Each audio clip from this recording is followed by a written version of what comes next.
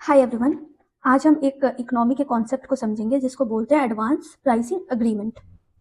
कोई भी कॉन्सेप्ट समझने से पहले उसके वर्ड को ब्रेक डाउन करते हैं। तो यहाँ अगर देखेंगे तो एडवांस प्राइसिंग अग्रीमेंट, कोई भी अग्रीमेंट जो हो रहा है वो किसी प्राइस को लेकर के हो रहा है एडवांस में, मतलब किसी भी फ्यूचर ट्रांजैक्शन को लेकर के हो रहा है एडवांस में, ट्रांजैक्शन को हो रहा है एडवांस में कोई एग्रीमेंट। ठीक है, तो ये पूरा पढ़ने से पहले एक बार हम एक सिनेरियो को समझते हैं जिससे आपको आई एम श्योर कि आपको अच्छे से पूरा समझ आएगा। तो पहले एक सिनेरियो देखते हैं। ठीक है, चलो मान लो कि यहाँ एक यूएस की कंपनी है। ठीक है, टेक कॉर्पोरेशन। ओके, और ये पेरेंट कंपनी है। इसकी जो है 100% सब्सिडियरी है इंडिया में, जिसको बोलते हैं टेक कॉर्पोरेशन इंडिया। ये कंपनी करती क्या है, तो ये मैन्युफैक्चर करती है कंप्यूटर प्रोसेसर्स को। तो कंप्यूटर प्रोसेसर को मैन्युफैक्चर करती है और मैन्युफैक्चर करने के बाद ये जो है अपने इस प्रोसेसर को इंडिया वाले कंपनी को दे देती है, बेचती है। और ताकि ये क्या करते हैं, इंडिया में इसको असेंबल करते हैं और असेंबल करके डिफरेंट डिस्ट्रीब्यूटर्स को ये देते हैं। ठीक है, तो ओवरऑल ये कॉन्सेप्ट हुआ। अब इसमें एडवांस प्राइसिंग अग्रीमेंट कैसे शामिल है उसको देखते हैं। तो मान लो कि ये कंपनी कंप्यूटर प्रोसेसर को बनाती है, तो वो बिल्कुल चाहेगी कि वो किसी भी कंपनी को बेचे तो उसको कुछ प्रॉफिट हो। बट यहाँ जो दो कंट्री है वो इंडिया है और एक दूसरी कंट्री है जो यूएस है। ठीक है, तो अगर ये कुछ बेचती है तो बेचने के कॉस्ट प्राइस और डिफरेंट चीज़ों के अलावा बहुत सारे टैक्स रेगुलेशंस होते हैं डिफरेंट कंट्रीज में। तो ये दोनों कंट्री अलग है, तो दोनों कंट्री में टैक्स के रेगुलेशन जो है वो बिल्कुल अलग है। तो वो एक ऐसे प्राइस पे आने चाहिए जिसको दोनों अग्री करें।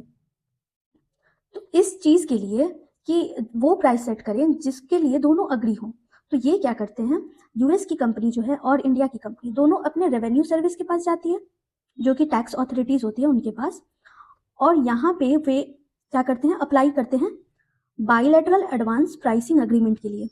ये बोलते हैं कि हमें यूएस की एक कंपनी है उनके साथ एक एडवांस प्राइस एग्रीमेंट करना है।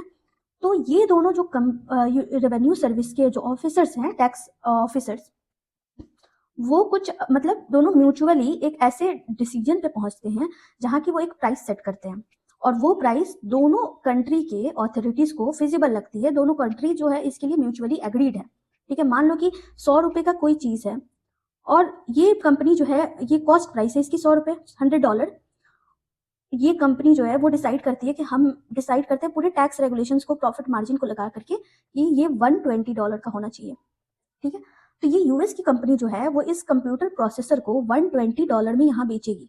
तो ये इसका प्राइस कैसे हुआ, cost price of the commodity plus method.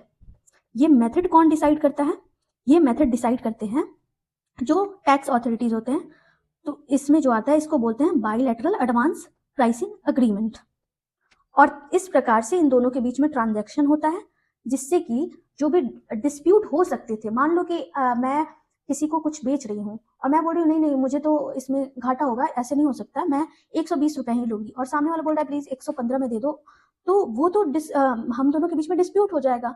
तो उसके लिए फिर आगे बहुत सारे लिटिगेशन प्रोसेस वगैरह होंगे। तो उन सब चीज़ों से बचने के लिए हम एक अथॉरिटी के पास जाते हैं और हम बोलते हैं कि आप दोनों मिलकर के हम दोनों के लिए ये प्राइस निकाल दो, जिससे कि हम आगे फ्यूचर में कुछ खरीद बेच सकें। ठीक है, तो इसलिए फ्यूचर में ये चीज होती है और प्राइस, इसका जो प्राइस है वो एडवांस में ही सेट कर देते हैं। ठीक है, एडवांस में ही सेट कर देते हैं, इसलिए इसका नाम है एडवांस प्राइसिंग अग्रीमेंट। ठीक है, तो ओवरऑल यही कॉन्सेप्ट है और आपको बहुत इजी लगा होगा। एक बार इसके की कॉन्सेप्ट्स को पढ़ते हैं। देखो क्या लिखा है, यूएस बेस्ड पेरेंट कंपनी है टेक कॉर्पोरेशन, वो कंप्यूटर प्रोसेसर्स को मैन्युफैक्चर करती है और उसको बेचती है wholly owned subsidiary tech corporation India, जो कि असेंबल करती है और लोकल डिस्ट्रीब्यूशन करती है इंडिया में। द प्राइसिंग ऑफ प्रोसेसर्स, तो ये जो प्रोसेसर का प्राइसिंग जो है उसको क्या बोलते हैं, ट्रांसफर प्राइसिंग। ट्रांसफर प्राइसिंग क्यों, क्योंकि हम दूसरी कंट्री में इसको ट्रांसफर कर रहे हैं, इसलिए इसका प्राइस जो निकालेंगे उसको ट्रांसफर प्राइसिंग बोलेंगे। तो जो ट्रांसफर प्राइसिंग है वो बोथ यूएस और इंडियन के टैक्स रेगुलेशन को कंप्लाई करना चाहिए, उसके हिसाब से होना चाहिए ताकि इसमें कोई डिस्प्यूट ना हो। क्योंकि बोथ जो दोनों कंट्री जो हैं उनके डिफरेंट रूल होते हैं डिटरमाइन करने के लिए कि कौन से प्राइस फेयर हैं, ठीक है।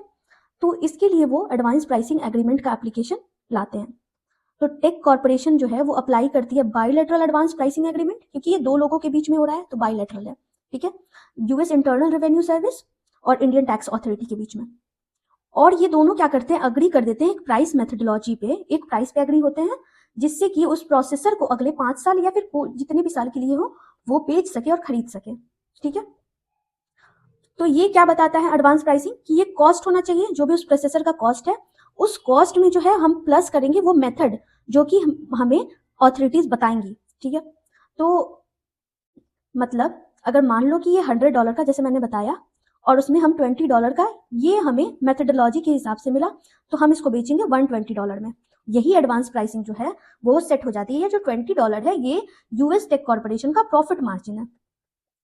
इससे फायदा क्या होगा, दोनों कंट्री एडवांस में इसके लिए अग्री कर जाती है, और इससे जो पोटेंशियल डिस्प्यूट होना होता है फ्यूचर में, अगर हो सकता है, या फिर ऑडिट होता है, ट्रांसफर प्राइसिंग में कोई दिक्कत आती है, उससे इनको छुटकारा मिल जाता है क्योंकि इसमें टैक्स ऑथोरिटीज इन्वॉल्व है।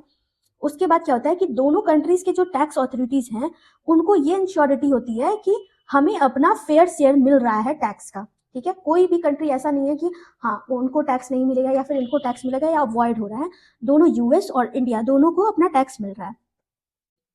तो अब इसका एक डेफिनेशन देख लेते हैं। तो डेफिनेशन क्या है, एडवांस प्राइसिंग एग्रीमेंट जो है एक फॉर्मल अग्रीमेंट है टैक्स पेयर जो कि एक मल्टीनेशनल कंपनी होती है और एक से ज्यादा टैक्स ऑथोरिटीज होती है, और वो मेथड सेट करते हैं ट्रांसफर प्राइसिंग के लिए, फ्यूचर ट्रांजैक्शन के लिए।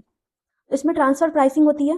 सेकंड ऑब्जेक्टिव इसका क्या है कि अब डिस्प्यूट को अवॉइड करें, डबल टैक्सेशन जो होता है उस मतलब डबल टैक्सेशन को अवॉइड कर सके। जो डीडीटीए होता है, डबल टैक्सेशन टैक्स जो होता है उसको हम अवॉइड कर सके। और इसमें जो पार्टीज इन्वॉल्व हैं ये एक यूनिलैटरल भी होता है और एक बाईलैटरल भी होता है, ठीक है। यूनिलैटरल वो होता है जो सिर्फ एक मल्टीनेशनल कंपनी है और टैक्स अथॉरिटी के बीच में है, ठीक है।